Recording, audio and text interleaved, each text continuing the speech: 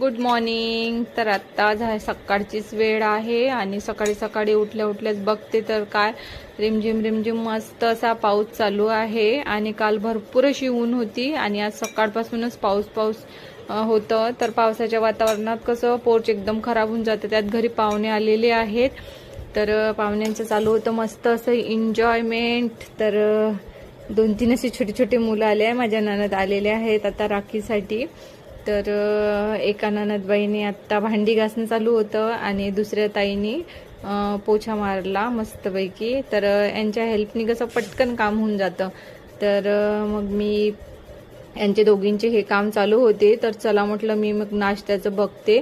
तर मी रात्री नाईटलाच मी डोसेचं भिजू घातलं होतं. तर तेच बॅटर मी तयार केलं. आणि आम्हाला दुपारला ना मांडे बनवायचे होते. तर इकडे ताई गहू निवडत बसलेल्या होत्या आणि मग मी लगेच नाश्त्याचं बनवायला घेतलं. आणि आज मी सकाळी अप्पे बनवले होते मुगाच्या डाळीचे. त्याच्यानंतर मग मी मस्त असे डोसे आणि आलूची चटणी बनवून घेतली.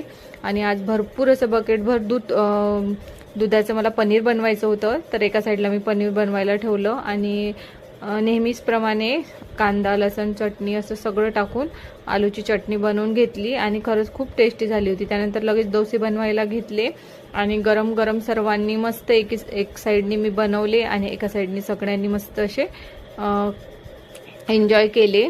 तर असा होता आमचा आजचा दिवस.